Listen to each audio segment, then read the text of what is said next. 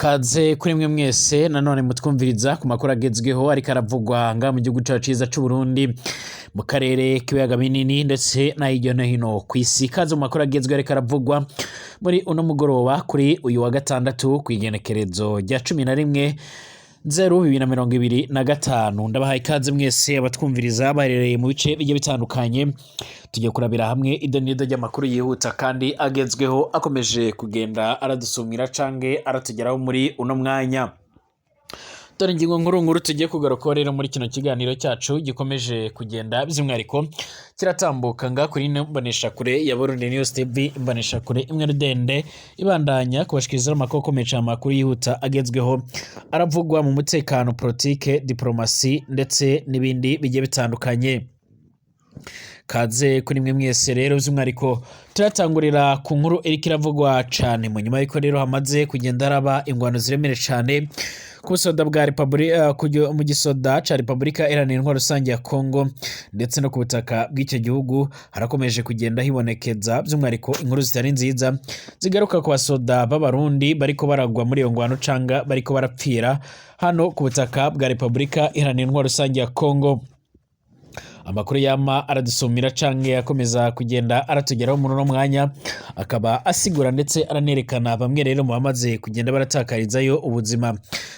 Guturuka kw'igenekerezo rya 22 Kigarama 2024 nibwo Perezida Tshisekedi rero by'umwihariko yegereye uruzinduko ngaha by'umwihariko mu gihugu cacu ciza c'u Burundi, abivuga ko yaraje gusaba uruhusha yuko rero bamwe mu basoda b'abarundi botangura kongera kugaragara ku rubuga rw'imigwano. Bivuga ko rero by'umwihariko hari hajize igihe bataronka amafaranga y'abo basoda by'umwihariko akaba ari akagwi kajejwe by'umwihariko gutwara igihugu mu Burundi.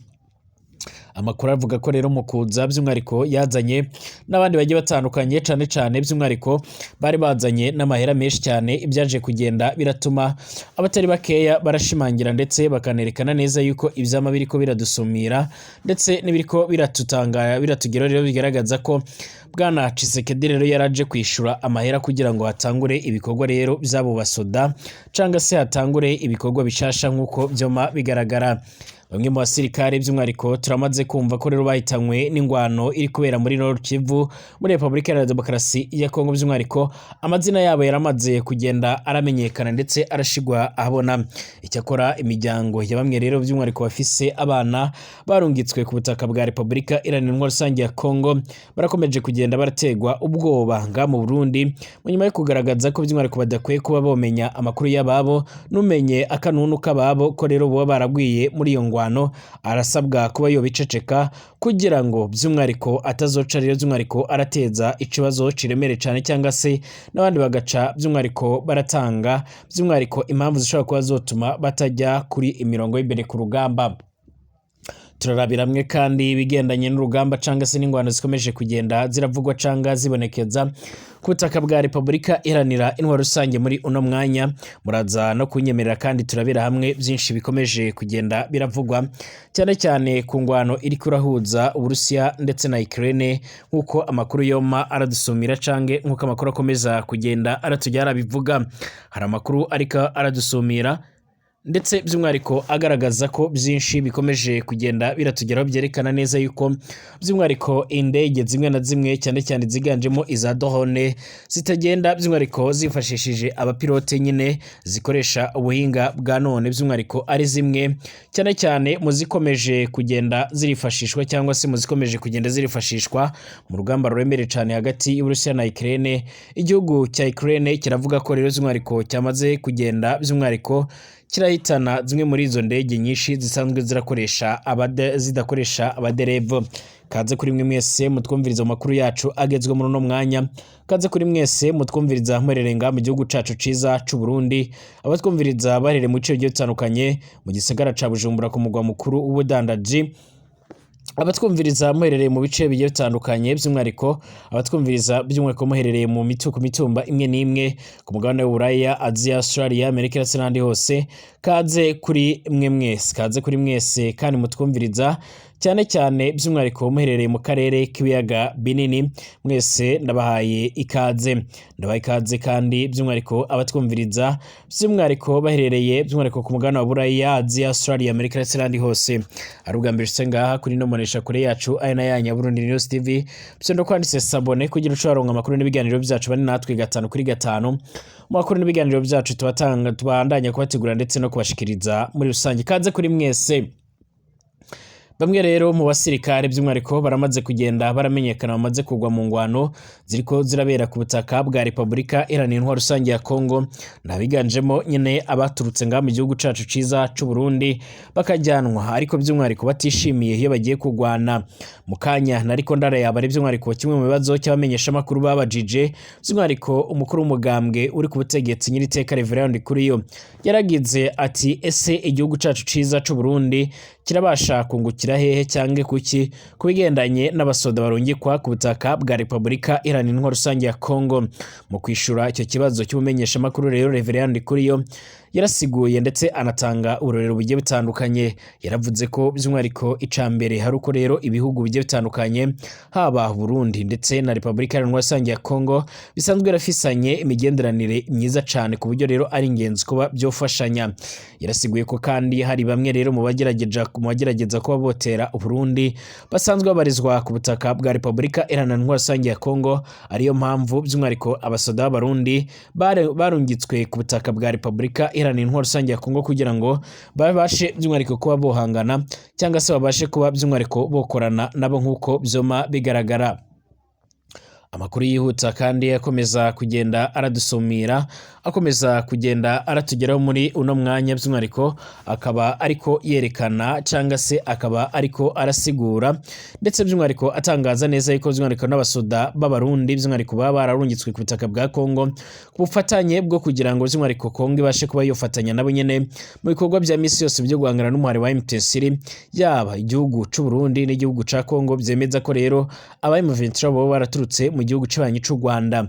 Igihugu cibanyi c'u Rwanda by'umwihariko gihengeshanya mu gutera akamo ndetse no kwagiriza ibyico kiriko kirashinzwa, kikavuga ko atagihuriye n'uwo muhari wa M23, kikavuga ko kandi by'umwihariko uwo muhari usanzwe urakorera ku butaka bwa Kongo, uvuga yuko rero ugwanira abanyagihugu bawo basanzwe baravuga ururimi rw'ikinyarwanda cyane cyane abiganjemo mu bwoko bw'Abatutsi. Amakuru yama aradusumira kandi by'umwihariko aratugera avuga ko by'umwihariko yitegereje ikiganiro cyabaye n'abamenyesha makuru rero by'umwihariko mu misi iheze Perezida Kagame arongoye igihugu cy'abanye cy'u Rwanda yarasiguye ko niyo u Rwanda rutari kuba rero rwegeranye na Repubulika Iharanira Intwaro Rusange ya Kongo n'ubundi ibibazo bihari byari kuvuka muri rusange. Hari abasoda bamwe na bamwe rero bama barapfira ku butaka bwa Kongo ntibace baramenyekana, hari n'abamenyekana ariko kandi namarira rero menshi n'agahinda n'ishavu ku mitima ya bamwe mu bavyeyi ndetse n'abandi bafise abana banungitswe mu gisirikare muri rusange.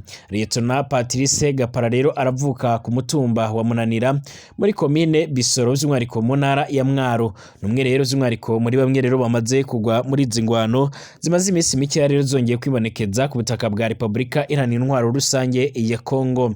Kwizera aravuka ku mutumba by'umwihariko wa Ntamba muri komine Musingati ni mu ntara ya Bubanza. Numwe rero nawe mu bamaze kugenda baragwa kuri runo rugamba rwiko rohuza umuhari wa M23 n'ihuriro ry'ingabo za Repubulika Iharanira Intwaro Rusange ya Kongo. Sergeant Eric Sabiyumva hari n'abandi rero baca baramwita Nsengiyumva aravuka ku mutumba wa Munanira komine Bisoro ni mu ntara ya Mwaro. Nawe rero numwe mu bamaze kugenda baramenyekana yuko yoba yaraguye muri izo ngwano. Umusirikare Jean de Dieu Bizimana avuka ku mutumba wa Bigombo komine Gitobe mu ntara ya Kirundo. Nawe rero numwe bubaca by'umwihariko barapfira muri izo ngwano. Hari Jean Claude Nzoyisaba, hari abamwita Nshimirimana by'umwihariko aravuka ku mutumba wa Nyarugera komine Bururiro mu ntara ya Bururi. Nawe numwe mu baguye muri izo ngwano. Jean Fregis niyo nshuti rero aravuka ku mutumba wa Rweza komine Gisozi ni mu ntara ya Mwaro. Nawo Justin ni mubona rero aravuka ku mutumba wa Rukanda komine Bururi by'umwihariko mu ntara ya Bururi nawe numwe bamaze kugwa muri izo ngwano. Umusirikare azwi cyane n'inka Richard Ndayisenga avuga ku mutumba wa Abukwavu komine Rusaka ni mu ntara ya Mwaro nawe yaramaze kugwa muri izo ngwano. Richard Irakoze aravuka ku mutumba wa Gihinga komine Kayokwe mu ntara ya Mwaro. Urukundo rw'Imana aravuka muri zone Mubira komine Bitezi mu ntara ya Rwigi. na Fisto Muheto aravuka muri komine Vugizo mu ntara ya Makamba. Umusirikare Silvatore Tuyisabe aravuka by'umwihariko ku Magara komine Bugarama ni mu ntara ya Rumonge. Benshi muri bano basoda by'umwihariko impfu zabo zarabaye mu ntambara zo hagati yo ku munsi w'Imana uheze dimanche kwigenekerezo rya gatanu ukwezi kwa mbere 2025 ndetse no kwa kabiri inyuma harabaye intambara zikomeye cyane. Amazina y'abaziguyemo rero menshi ntaraca aramenyekana, ariko turakomeza kugenda turayarondera kugira duce turabatangariza abatwumviriza ngaha kuri no mbonesha kure yacu ya Burundi News TV. Ni benshi by'umwihariko baca baratubaza yuko rero twabafasha kugira by'umwihariko bamenye rero amakuru y'ababo, ariko by'umwihariko yabamaze no kugwa muri izo ntambara bace baramenyekana. Imiryango myinshi y'abasirikare barungitswe kugwanya M23 ntifise amakuru y'ababo. Abagize ico bamenya rero boza by'umwihariko barategwa ubwoba ko rero by'umwihariko badashobora by'umwihariko kuba bogira icyo batangaza. Imiryango myinshi yavuze by'umwihariko ivuga ko rero by'umwihariko mu gisoda ataco bariko barababwira. Benshi banabaza nimba rero igisirikare kizobafasha gusezera ijya nyuma ababo. Ngaha mu Burundi by'umwihariko izi njyane zongeye kwibonekeza mu nyuma y'iko rero bwana Félix Tshisekedi yongeye kwibonekeza mu rugamba ruremereye cyane. By'umwihariko yongeye kuza gusaba Valentin Ndayishimiye ko yomufasha mu bikorwa bya misi yose kugira ngo ace aramufasha rero nyine mu bikorwa bigendanye by'umwihariko no kuba by'umwihariko yotsinda uru rugamba. Urugamba rurakomeje gukomera ndetse no gufata indi ntera ngaha ku butaka bwa Repubulika Iharanira Intwaro Rusange ya Kongo, mu gihe kandi uyu muhari wa M23 ukomeje kugenda nawe urigarura ibice bimwe na bimwe, ndetse ukaba utajya umunwa mu kugaragaza neza yuko rero by'umwihariko udateze kuzopfa mu bice, kuzova mu bice byose wafashe, ugasigura yuko witeguye kuzokoresha imbaraga zose zishoboka no gukora iyo bwabaga kugira ngo by'umwihariko bace barafata ingingo iremereye cyane by'umwihariko yo guhosha amakimbirane ndetse n'umwuka mubi, ndetse by'umwihariko n'ibikorwa bimwe na bimwe bica biribasira abanyagihugu bavuga ururimi rw'ikinyarwanda ngaha ku butaka bwa Repubulika Iharanira Intwaro Rusange ya Kongo. Tukiri kuri izi ngwano zica zirabera ku butaka bwa Repubulika Iharanira Intwaro Rusange ya Kongo, by'umwihariko hari abasoda b'u Burundi bamaze rero kugwa muri Kongo mu ngwano imaze iminsi irabaye aho bita muri Masisi centre ni muri Kivu y'Amajyaruguru ndetse n'ahandi nka za Ngungu. Ni benshi cyane ku buryo rero bivugwa ko umunsi w'ejo muri Ngungu abasoda baharugwa muri 38 b'u Burundi baguye muri ambush ya M23 bariko rero barahunga barava muri ako gace ka Ngungu, kuko M23 yari yamaze gufata Ngungu nkuko byoma bigaragara cange nkuko amakuru akomeza kugenda aradusumira. Ni mu gihe ubu ngubu rero amakuru yama aradushikira asigura ndetse akanagaragaza neza ko ku ruhande rwa Repubulika Iharanira Intwaro Rusange ya Kongo by'umwihariko badaca baratanga inyishu canga impozamarira kuri bamwe rero mu banyagihugu, by'umwihariko cange kuri bamwe baca barerekana neza ko babangamiwe n'ibikorwa bigiye bitandukanye nkuko byoma bigaragara. Ni mu gihe kandi amakuru yihuta cane akomeza kugenda aranadusumira aragaragaza neza yuko rero mu bikorwa byamaze kugenda birafatwa canga se by'umwihariko no mu bindi bintu byagiye birafatwa, by'umwihariko M23 yoba yarafashe matekwa nyinshi cyane z'abasirikare b'u Burundi ngaha muri teritwari ya Masisi. Amakuru ava muri teritwari ya Masisi ahagize imisi rero habera ingwano hagati y'umuhari wa M23 ugwanya ubutegetsi bwa Kinshasa barongoye na President Félix Antoine Tshisekedi Chilombo n'ihuriro ry'ingabo zirimo rero n'iz'u Burundi zirwanira ubwo butegetsi, by'umwihariko yarafatiwemo ingabo z'u Burundi zarugwa muri 48 nkuko bizoma bigaragara cange nkuko amakuru yo maradusumira. Iyi ngwano irakomeje kubera muri teritwari ya Masisi hagati ya M23 ndetse na FARDC n'abambari ba FARDC bayo nyine iyongeye kubura mu mpera z'umwaka uheze wa 2024 nyuma y'amezi agera kuri 4 ntaho ibera iyi ngwano isa niyatu ituje kugeza mu ntanguro z'indwi by'umwihariko turimo rero ndetse na heje by'umwihariko muri iyi teritwari harumvikanye biturika biremere cyane guturuka Masisi werekeza za Ngungu hari urugamba ruremere cyane nk'uko byoma bigaragara nk'uko rero iyi nkuru icira bivuga ahari ejo kwigenekerezo ry'icumi ukwezi kwa 2025 hingwano yarabereye mu duce twinshi turimo rero udukikije mujyi wa Sake indi nanone yaraberaga mu bice rero bya Bweramana aho rero iyi teritwari ya Masisi igabanira na teritwari ya Karehe mu ntara ya Kivu y'Amajyepfo naho rero MTC yarigeze kwigarurira ibice bimwe na bimwe. Aya makuru akavuga ko rero muri iyi ngwano ko ariyo M23 rero yarafatiwemo izi ngabo z'u Burundi cane cane zirenga muri za 40 usibye kuba M23 yarafashe mateko rero zarugwa muri 48 y'ingabo z'u Burundi yaranafashe abandi benshi ku mirongo y'imbere ku rugamba bari bahanganyemo. Umugwanyi wa M23 by'umwihariko waraduhaye iyi nkuru rero by'umwihariko yaragize ati M23 yarafashe mateko 48 y'ingabo z'u Burundi inarasa benshi cyane barimo rero abo mu muhari wa FDLR ndetse n'abazarendo. Namakuru kandi anavuga ko umugwanyi wo muri wazarendo afise ipeti rya koloneli yayiguyemo uwo mugwanyi akaba yarazwi ku izina rya Shuwo Kiyumu nkuko byoma bigaragara. Ingabo z'u Burundi zongeye gufatwa amateko rero ari nyinshi mu gihe mu mwaka wa 2022 zarafashwe ku bwinshi ku rugamba by'umwihariko uyu muhari wa MTC warigaruriye umujyi wa Kicanga ndetse wo uherereye muri teritwari ya Masisi nkuko byoma bigaragara. Hagati aho kandi MTC irakomeje kugaragaza imbaraga zidasanzwe muri iyi ngwano ikomeje kubica bigacika mu ntara ya Kivu y'Amajyaruguru murasazuba bwa Repubulika Iharanira Intwaro Rusange ya Kongo. N'urugamba kugeza ubungubu rero by'umwihariko rukomeje kugenda by'umwihariko ruragaragaza by'umwihariko izindi mbaraga nkuko byoma bigaragara nkuko bikomeza kugenda biradusumira. Ni mu gihe kandi umuhari wa MTC ukomeje gukubita ahababaza ukaba ukomeje by'umwihariko kotsa igitutu cyane cyane izi ngabo za Repubulika Iharanira Intwaro Rusange ya Kongo. Felix Tshisekedi Chilombo ndetse na Evariste Ndayishimiye barakomeje ubufatanye bwabo bwa misi yose mu bikorwa bigendanye cyane cyane by'umwihariko no kugarukana amahoro n'umutekano ku butaka bwa Kongo. Icyakora benshi ntibahengekanya ndetse ntibanajya umunwa mu kugaragaza ko rero gahunda bihaye zo gushyira hamwe kugira ngo bace barahangana n'uyu muhari wa MTC bitazoca biraborohera. Mu nyuma y'iko rero hama haragaragara ibi bigiye bitandukanye bidasanzwe bishobora gutuma uyu muhari ukomeza kugenda uragira imbaraga nyinshi cyane zigiye zitandukanye. Umuhari wa MTC usigura ndetse ukanatangaza neza yuko by'umwihariko ukomeje kubangamirwa n'uburyo ingabo za Repubulika Iharanira Intwaro Rusange ya Kongo zifatanyije nabo basanzwe barafatanya mu misi yose by'umwihariko bakunze kugaragara mu bihe bigiye bitandukanye mu bihe bidasanzwe ariko kandi bakagaragaza ko rero by'umwihariko babangamiye n'uburyo baca baratera ibitero biremereye cyane by'umwihariko mu bice bigiye bitandukanye bisanzwe by'umwihariko biragenzurwa n'abanyagihugu cyane cyane cyangwa bituyemo n'abanyagihugu nk'uko amakuru yoma aradushikira cange nk'uko amakuru akomeza kugenda aradusumira.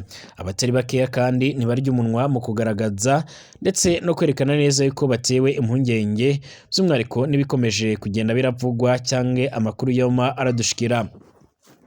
Kugeza ubu ngubu rero by'umwihariko amakuru yihuta adafite ivumbi akaba ariko arasigura ndetse aranerekana neza yuko by'umwihariko bwana Felix Tshisekedi ndetse by'umwihariko na Evariste Ndayishimiye bakomeje kugenda barakubitwa n'inkuba mu nyuma y'uko bakomeje kugenda baratangaza baranatakaza by'umwihariko abasoda benshi. Ni mu gihe bwana Tshisekedi aherutse gukora inama iremereye cyane, inama yaje gusiga rero ifatiyemo imyanzuro imwe n'imwe igendanye n'urugamba ruremereye cyane rukomeje kugenda rwibonekeza ku butaka bwa Repubulika Iharanira Intwaro Rusange ya Kongo, haba ku mbaraga bagomba gutangura gukoresha ndetse n'ibindi bikorwa bigiye bitandukanye by'umwihariko bishobora kuzogaragara muri urwo rugamba.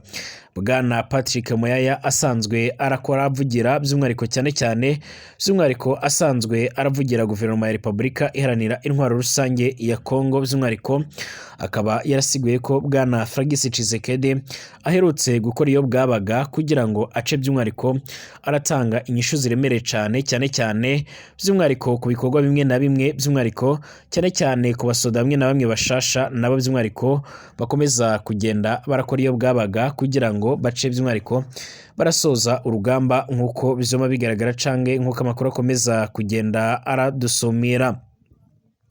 Tugaruke ku makuru akomeje kugenda by'umwihariko akomeza kugenda aradusumira canke akomeza kugenda aratugera by'umwihariko agendanye n'urugamba ruremere cyane rukomeje kugenda rugaragara muri rusange hagati y'Uburusiya ndetse na Ukraine nk'uko bizoma bigaragara.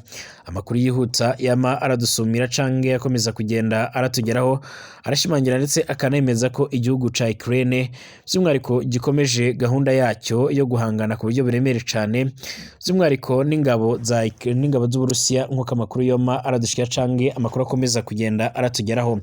Amakuru akomeza kugenda aratugeraho muri uno mwanya akabashimangira ndetse anasigura yuko by'umwihariko ngaha by'umwihariko muri kino gihugu by'umwihariko igihugu ca Ukraine cyaba cyamaze kwivugana drone zirenga muri za 50 zitagira abadereve by'umwihariko z'Uburusiya zari zaje kugaba ibitero. Ni mu nyuma y'iko rero n'ibindi bitero biremereye cyane byongeye kwibasira iki gihugu cy'Uburusiya by'umwihariko bikozwe na Ukraine mu rwego rwo kugira ngo bace barihimura nk'uko amakuru yo maradushike canke amakuru akomeza kugenda aratugeraho.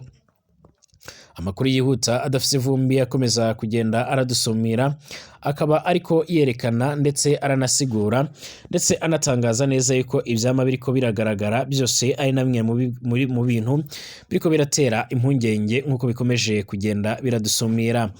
Bashimire abanywanyi b'ibiganiro byacu mutwumviriza mu merere hose mu bice bigiye bitandukanye babwira riba rwambere senga kuri no muresha kure ya channel yanyu Burundi News TV bisonda ko ndetse sabone kugira ucaronka amakuru n'ibiganiro byacu mukomeze kugira ibihe byiza.